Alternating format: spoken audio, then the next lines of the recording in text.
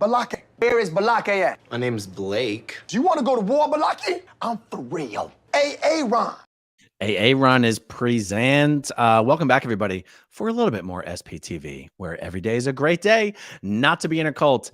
Guys, I have to thank all you viewers out there who send me snippets of videos from television programs, movies, all sorts of things regarding Scientology content. Because this one today about O.J. Simpson talking about going clear in Scientology, I had never heard of this before. I've never seen anything about this before. I have questions about this. We're gonna have to discuss this. This clip is from, I can tell it's from an old television program. The host of this program, her name is Ruby Wax. The name of the television program was called Ruby Wax Meets. I had never heard of Ruby Wax before, so I looked her up. Here's what it says on Wikipedia. Ruby Wax, OBE, is an American-British actress, comedian, writer, television personality, and mental health campaigner. A classically trained actress, Wax was with the Royal Shakespeare Company for 5 years and co-starred on the ITV sitcom Girls on Top. Wax came to prominence as a comic interviewer, playing up to British perceptions of the strident American style on television shows, including The Full Wax, Ruby Wax Meets, and some other shows. So, okay, so Ruby Wax Meets is a program. It says it was on the air from 1994 to 1998. When I share this video with you, that looks about right. But even though she's a comedian and is sort of taking the piss out of American interviewers, this is not a comedy bit. We just got to watch this and then we'll talk about it afterwards. This is only a couple minutes long, guys. Take a look at this. At one point, I felt I had reached the state of clear, right? Which is what?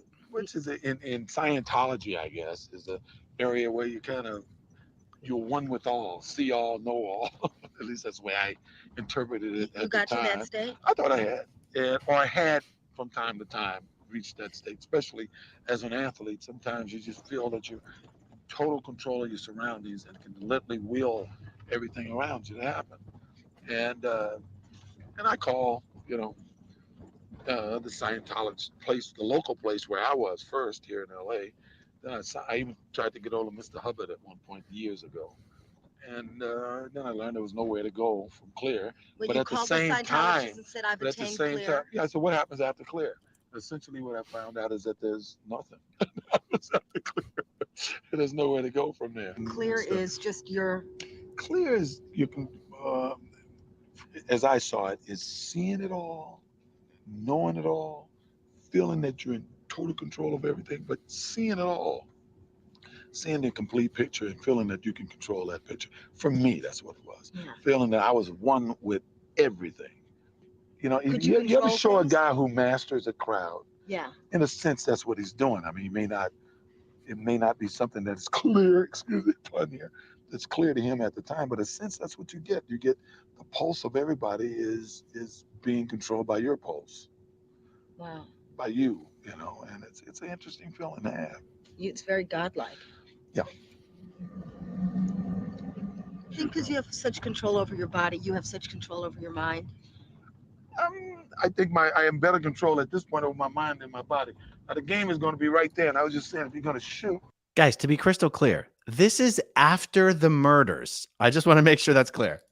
You guys may want to, you can stand anywhere in here, maybe up at this gate once we're there. Is that where your daughter is? Yeah, pull up a little bit. She's playing basketball? Yeah, but the game hasn't started because I don't see the other team. Oh, you mean they're playing out here? Yeah. See? Where's your daughter? She's number 30. Okay. Did the other kids ever ask? The rest of the video only goes on for a few minutes. And even the rest of the video, they don't even mention the word Scientology. It was they're watching his daughter's soccer game, and Ruby asks OJ, have your kids ever asked you about the murders? Have you ever spoken to them about the murders? And he's like, oh, no. The therapists say, don't ever bring it up, let them bring it up, that kind of stuff. So, it's one of these things where I feel like if OJ had ever been involved in Scientology, I would know about it by now. But that's exactly how I felt about Barrett Oliver, the star of The Never Ending Story.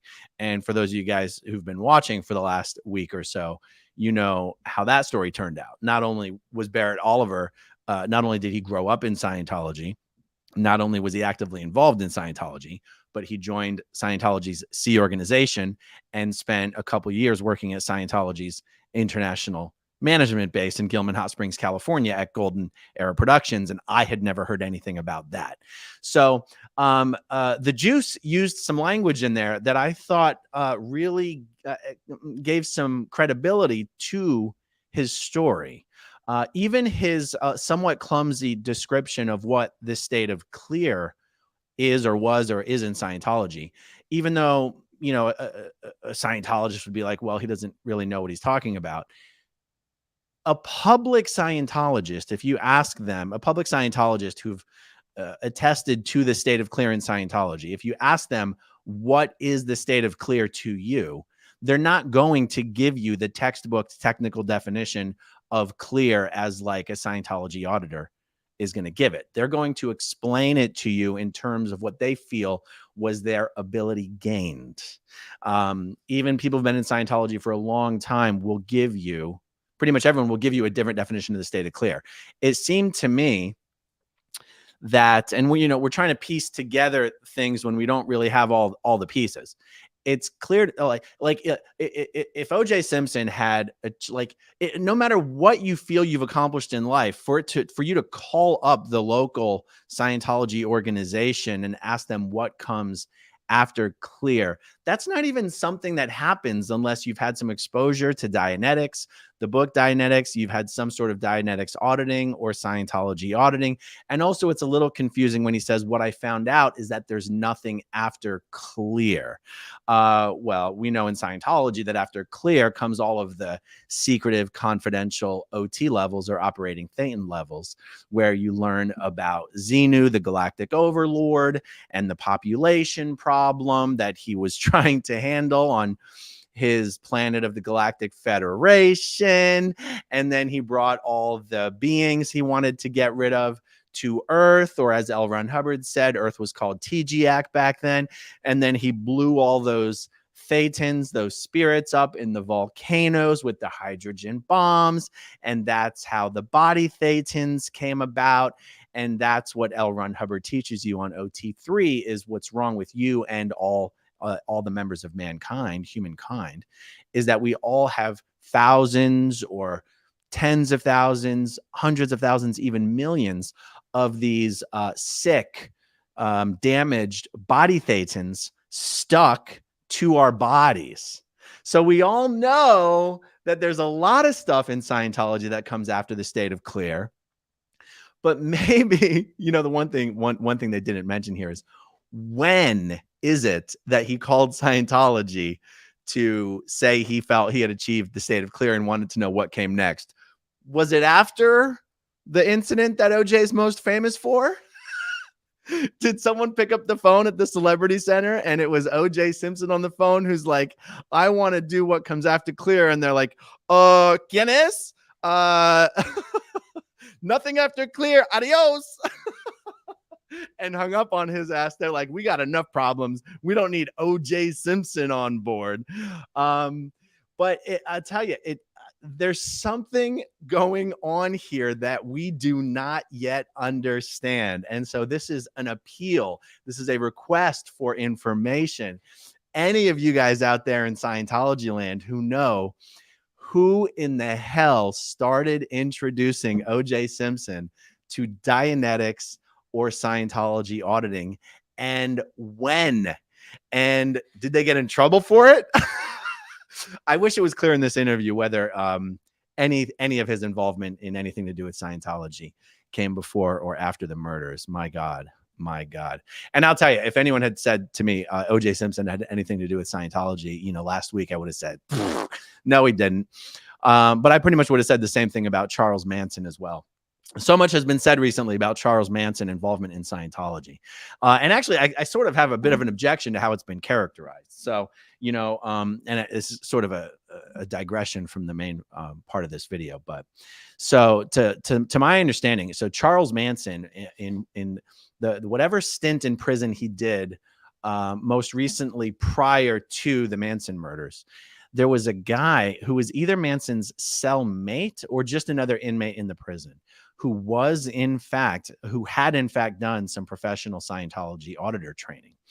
And I've read some of the written descriptions of the auditing procedures that Charles Manson is reported to have received, and they're pretty much lower level introductory types of auditing.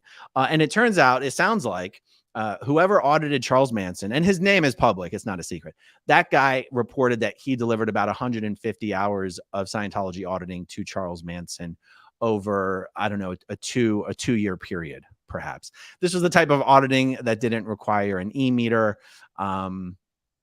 It seems like it wasn't even the type of auditing where you're expected to go and recall past life incidents and stuff. And a lot has been made of the fact that 150 hours of auditing is a lot of auditing. And I just fundamentally disagree with that statement. I've had well over 150 hours of auditing, and I've accomplished absolutely nothing on Scientology's bridge to total freedom. These days in Scientology, you could do over 150 hours of auditing just on the lower level objectives. You could do 150 hours of quote unquote auditing just on Scientology's purification rundown these days. Now, that's not like real auditing, but you know, in Scientology, it's kind of considered auditing. It counts as auditing on the statistics. It counts on the well done hours for the week. So, okay. Yeah. Whoever was responsible for helping O.J. Simpson achieve Scientology state of clear, please reach out to me, growingupinScientology@gmail.com. And as you can see, going clear in Scientology, as O.J. claims he did, clearly did not help O.J. Simpson. Later this evening, I'm going to be doing a live chat with Mitch Brisker on the subject of Tom Cruise and the actors' strike. He has a lot of very interesting takes on this, and also how such a strike would affect Scientology that does hire professional actors in pretty much all of its programs. So anyway, we're going to be talking about that. So stay tuned for that, guys. Thank you so much for watching. Thank you to everyone who watches until the very end, and I'll talk to you soon. Okay, if you want to see my rock and roll songs, click right on this guitar.